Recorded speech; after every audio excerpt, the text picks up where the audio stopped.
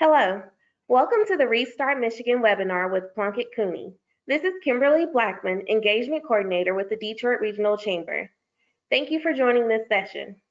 The Chamber launched this series of webinars to help businesses across the state prepare to restart operations and return to work. I would like to thank our guest speakers from Plunkett Cooney for volunteering their time and expertise. Before we get started, I want to make you aware that all participants are on mute, but you do have the option to submit questions directly to the speakers through the GoToWebinar control panel. The moderator for today's webinar is Mr. Darren Nichols. Darren Nichols is an award-winning journalist, primarily at the Detroit News, covering 5 Detroit mayoral administrations. During his career, Nichols outlined numerous issues that led to the first major U.S. municipality to file for bankruptcy. Nichols is now a freelance journalist that has appeared in the New York Times and Bridge Magazine and is a contributing columnist with the Detroit Free Press. I will now turn the webinar over to Mr. Darren Nichols. Thank you, Kimberly, and welcome to all of you who are viewing this webinar today. You've heard enough about me, so I'm going to turn it over to our real superstars for the day, the people at Plunkett Cooney, and they will give you an opening statement as well as tell about what their expertise is. And we'll start with Doug, and then go to Sydney, and then Scott. Thank you all for taking time out of your day. I'm Doug Bernstein. I head the firm's business department. My specialty is dealing with troubled commercial credit, primarily for banks. I also represented several of the foundations in the Detroit bankruptcy, so nothing that I deal with is pleasant, but hopefully we can help you through troubled times today. Thanks, Doug. My name is Sydney Percelli. I am with the firm's employment group. I am also from the city of Detroit, so I'm very familiar with going through the bankruptcy, all of the reductions in force, and all of the changes. And what we're seeing with COVID is sort of a repeat of those issues, and we're going to talk about those today. This is Scott Leitz. I'm a mergers and acquisitions partner at Plunkett. I specialize in M&A, corporate finance, and real estate. Representing a myriad of companies, really acting as general outside counsel for those entities. I deal with my clients every day on the issues in the pandemic and how to proceed and help them strategize through these very tough times. All right, well, thank you guys. And we'll get started. And we've got a lot of stuff that we're going to get to, so we're going to try to get through this as quickly as we can. Each of you are dealing with clients during the pandemic. Explain to us how dramatically things have changed and how your work is conducted. Doug? You know, it's interesting times. I treat this as like you're looking at the Weather Channel and you're seeing the radar map and you see this enormous storm coming and you don't know when it's going to hit or how hard it's going to hit you. Everybody has been impacted by it in the way they spend their day and what they can do in the future. So for example, most of my clients are banks. They're working remotely. They can't go to see their clients. They try and stay in touch, but they're also taking a different tact in that they have to be, in a way, a kinder, gentler bank in dealing with troubled issues. Additionally, it's the nuances. They can't go into the office. They can't get signed documents, and for privacy reasons, they have to get them signed a different way because they can't print at home to protect privacy. It's the little things that we don't think of that has affected their everyday life. They're operating in a different manner, much like the general public is, that we've had to make adjustments every day of the week, and not seeing people is primarily it. You don't have those personal relationships like you normally would. Either one of you other guys?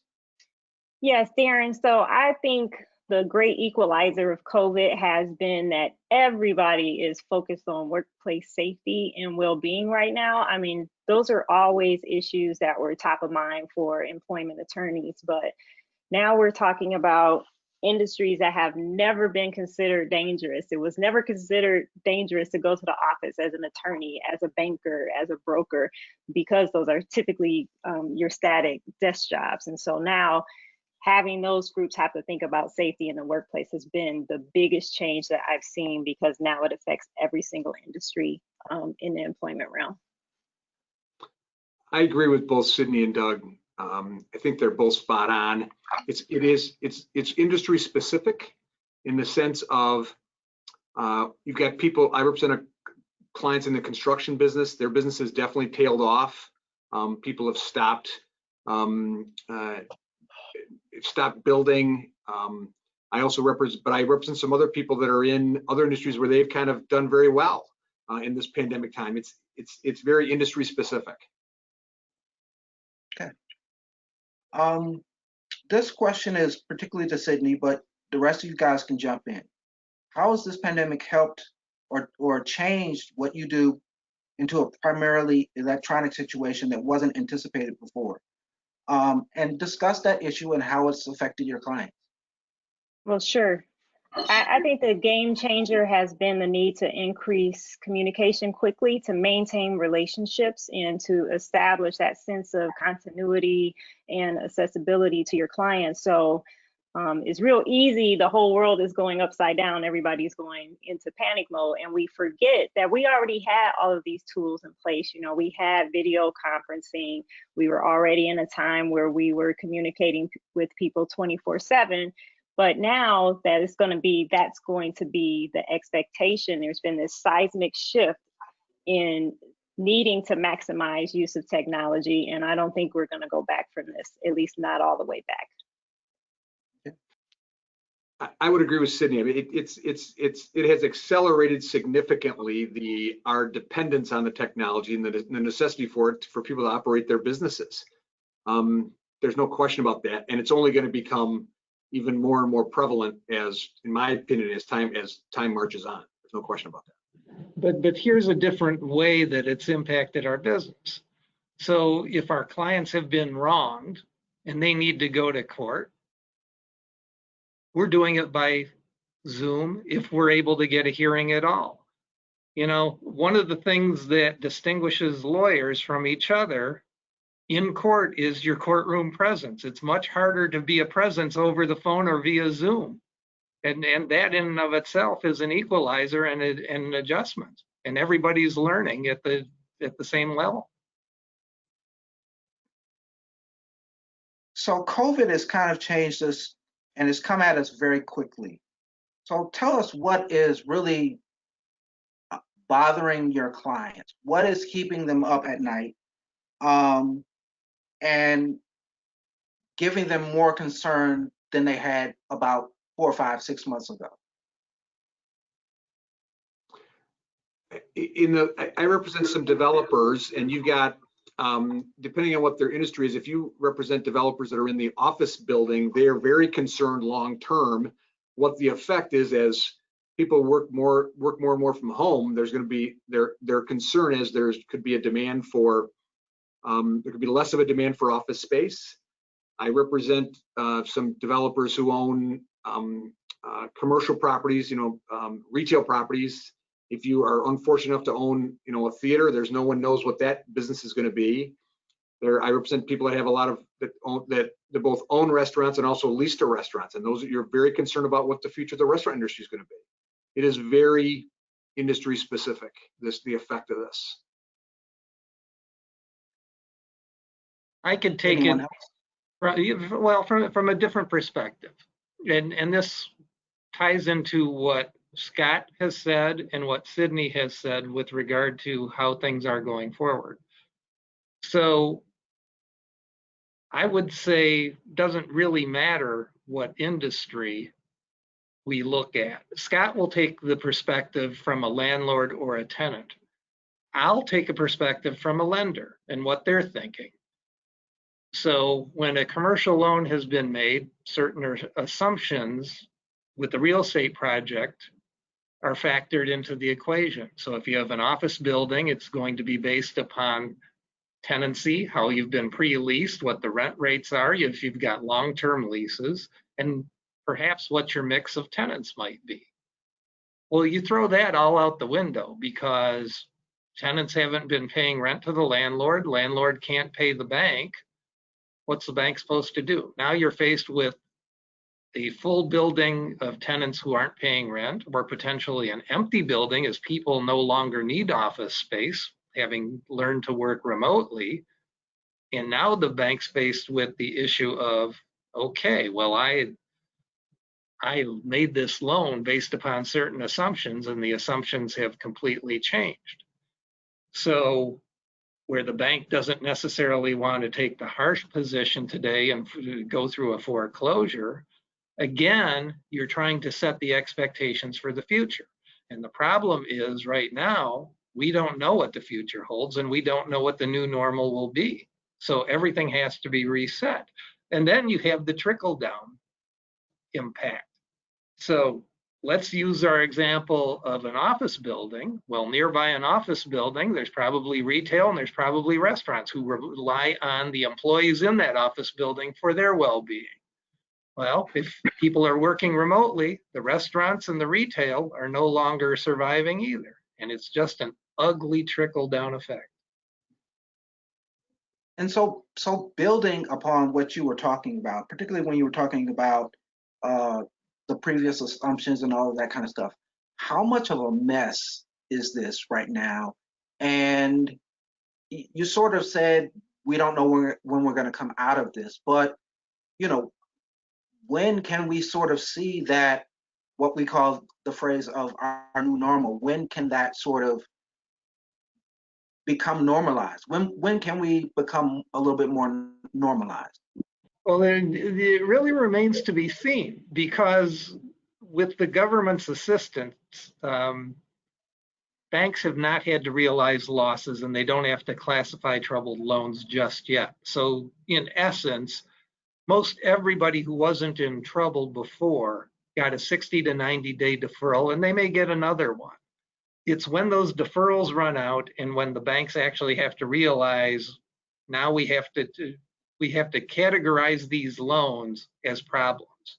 And what do you do? Until we get a handle on the pandemic, it's impossible to say what the new normal is. It's sad but true. Right. So where do we stay? I mean, how is this, in your estimation, going to work out? What are going to be some of the problem areas? And I mean, what are we in store for, particularly for the folks that you're speaking about? Well, go back to my weather map example. It depends on where the clouds come and what path they take. But I'll give you an example right now. One of our attorneys in our Columbus office right now is working on 10 troubled hotels and 2 malls. And this is still early.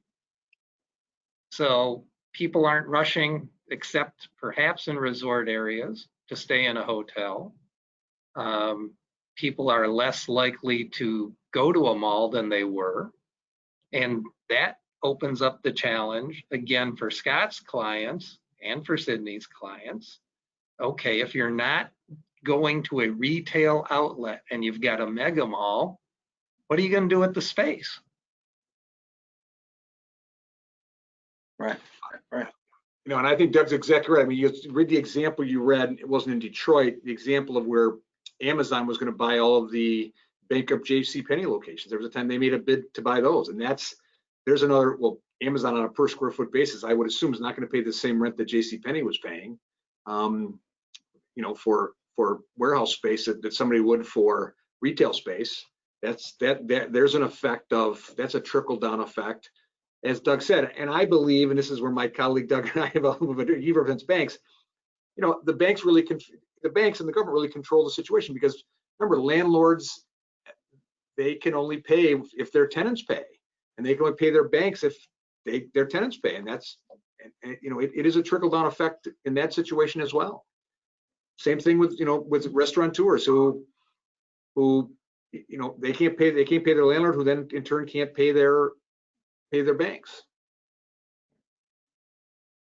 And I think also too, Darren, when you're talking about normalizing, what we're talking about is for each industry normalizing what is going to be how they operate effectively going forward. And so one of the major concerns that everyone is dealing with across the board is integrity and confidentiality of documents. And so when you're putting these deals together and employees are now at home, you don't have any control over their shredder or their garbage can or whatever it is that they're doing with the corporate documents that are now disappearing into cyberspace or into their local kitchen.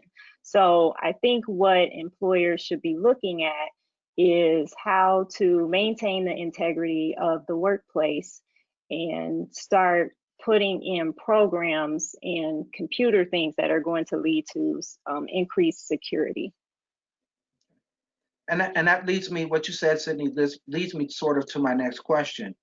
I mean, the pandemic has certainly changed and is moving forward very quickly. And so what ways do you all think the market will change, where people will change, and what things that were previously in place will now be gone? I think one thing that we're going to see, just a springboard from what I was already saying, is, for instance, if you have a deal closing, and it used to be that you get 10 people in the room and you bring a notary in and everybody's there so that afterwards they can go out and have a drink. Well, obviously that's not going to happen anymore.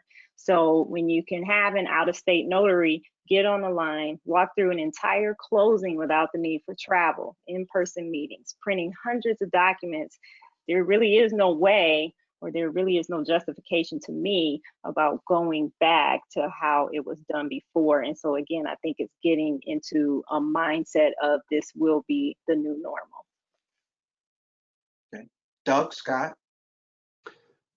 I think Sydney's right. I think there will definitely be a new normal. I think that in that example she gave, I think that's correct. There was somewhat of a move to that anyway, about having, there'll be fewer and fewer in-person closings, documents being done, especially in real estate, and being done remotely, but still electronically. But I think that she's exactly right. Once again, I'm not trying to be evasive, Darren, but I don't think until we exactly know, I don't think we know until this pandemic is, I think that there's going to be definitely going to be a new normal. I'm not comfortable opining as to what it's going to be. I think there will be fewer and fewer ministerial positions, candidly, and that has an effect, because that's a large chunk of the economy. I think that's a reality we're going to be facing. And so, were you going to say anything, Doug? I'm sorry. No, but I think, tying into what Scott has to say, I think most everybody in some form or fashion is going to have to reinvent themselves. I mean, we didn't think we were capable of operating remotely, and we found a way. That's step one. It's not ideal. You don't have the collegiality. If you're somebody more senior, you don't have the opportunity to mentor in person, which is important. If you're trying to teach somebody how to be a litigator, hard to do it on a Zoom call. Really hard. Sure. And this is along the same lines, and it's directed to Sydney. What does this mean for the future in terms of downsizing of jobs and restructuring, and also how our companies and you all have to deal with employee safety? Because clearly, coming out of COVID, most people, as I am now, we're unsure, we're scared, we don't know what to do. And so what kind of changes do you see in all of those areas?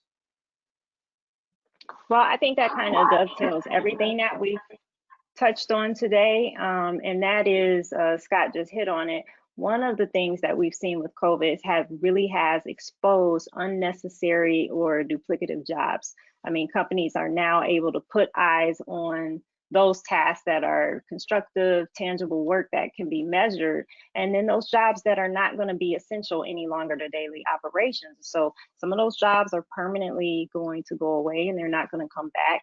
And you're going to get that resulting shrinkage of the employer's physical footprint. And so all of the correlating real estate that went along with that, and all of the correlating local retail or whatnot that Doug was describing earlier. And so if we're not going to get that rebound, what will it look like in the new normal? And if we have to incorporate safety always going forward, which we're going to have to do until post-COVID, and post-COVID means that there's vaccinations or medication that is given, and we don't know when that's going to happen yet. And so permanent safety may be some jobs are permanently remote, and that is going to take a big push for that to continue to happen. And just a few years ago, I'm no real estate guru, but there was a big increase to green space and open spaces in commercial buildings to promote that collaborative workforce and transparency. And unfortunately now we're going to have to pull it all back and start over and really try to use technology in place of collaboration, which is very difficult. Anyone else want to weigh in? No, I think Sydney said it very well. I think that's correct. There's going to be changes. There's no question. Okay. And Scott, as you are speaking, this question is sort of directed at you. What will be the impact on merger and acquisition deals and/or franchisor relationships? Talk to us a little bit about that and what will come of this. I think the M&A activity. I think a lot of buyers have some trepidation today, because they don't know where the market's going. There can be differences in every industry, but my experience has been as the M&A activity has just has slowed down to some extent. The franchisor-franchisee relationship, it's the same. It's the issue. It all depends. If you're a franchisor in the restaurant business, full service restaurant business, your business is kind of ground right down to a halt. But if you're in a carry out, hypothetically, if you're in a carry out or a location, a carry out restaurant location, for example, you're doing fine, because you're getting people are just carrying out their restaurants, they're carrying out their businesses, and they're operating as if it's the status quo. Other industries have been, it's all over the board. But in my experience has been is that the M&A activity has slowed down now. But the good thing is, I think when the market tempers a little bit, there's a lot of money on the sidelines. And when we get a little clearer situation, I think there could very easily be a flurry of activity. But that's also going to depend on how comfortable the banks are. That ties into Doug's clients. There's no question. Yeah, and it really is a function of how accessible capital will be. I mean, banks make money by lending money, but what's the appetite for taking on risk until it's known what the new normal might look like? Again, it's resetting the assumptions. And until we get to a point where things are more stable and you've got a little bit of a track record, accessibility to capital from a traditional lender may be somewhat limited, at least for a little while. And again, I mean, it's a situation where there's opportunity for those who have been sitting on money, because you'll probably never hit a bottom like this one. And the opportunity is there for those who were conservative in the past. And before we get to closing statements from you guys, what does this ultimately say about the state of the market in the near and not so near future?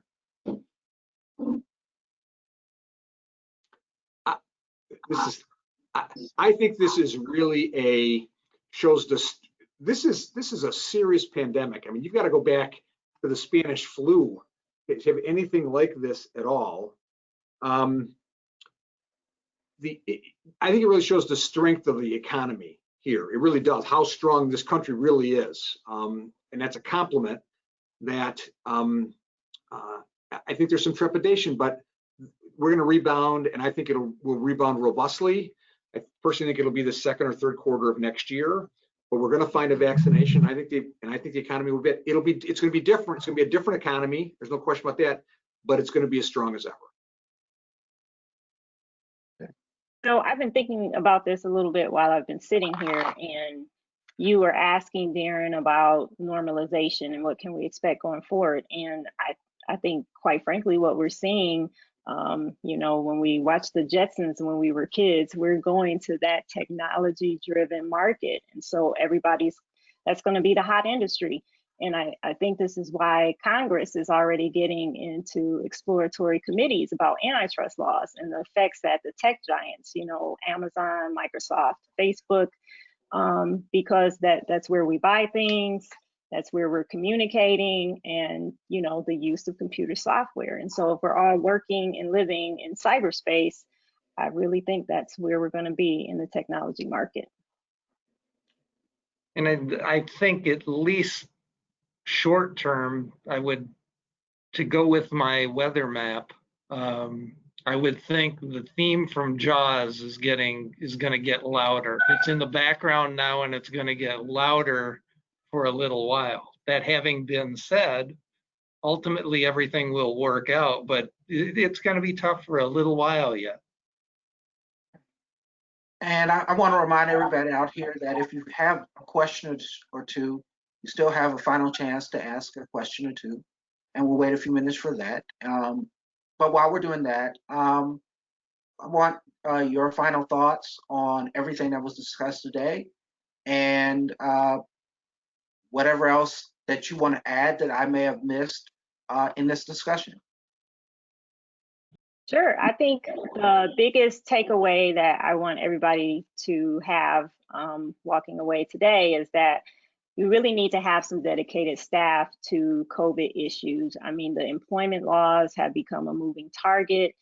All the changes that are being made in the workplace, they need to be written down. You need to have policies. There needs to be expectations about how documents and workplace manuals and all of these things that are being put in place, they're going to change. So you might write something today in a new law or a new executive order that have been coming out weekly can change your operation. And so you want to have somebody internally that is going to be monitoring all of the issues and making changes within your company that are going to be captured and communicated to everybody on your teams.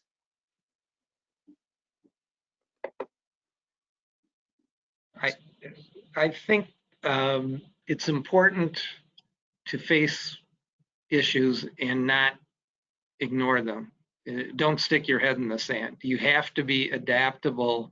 And one of the worst strategies you can have is to deny that a problem exists or potentially will exist. And the longer you delay realizing that, the bigger problems ultimately that you'll have.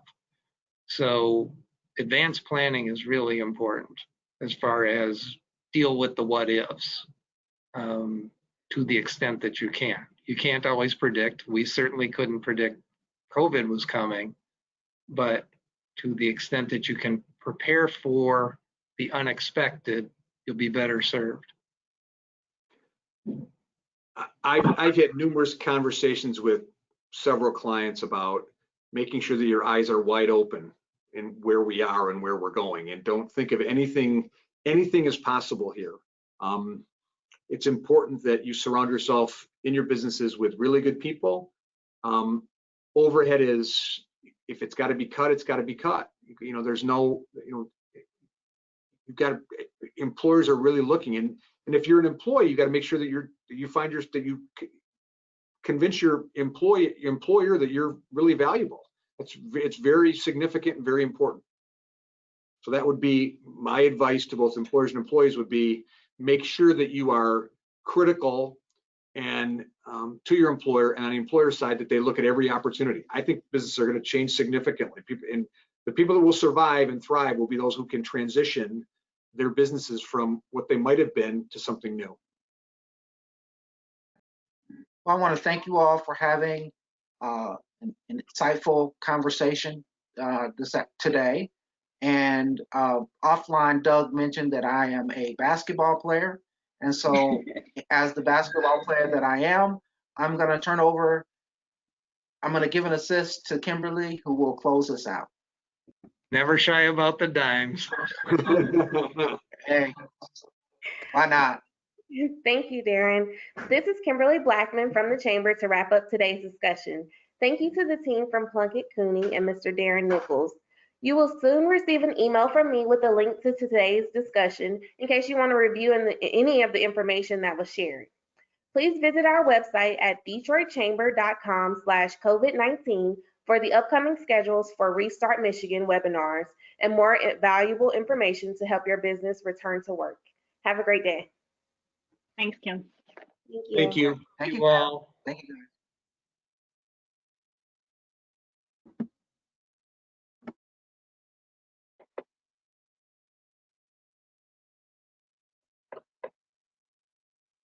We're good.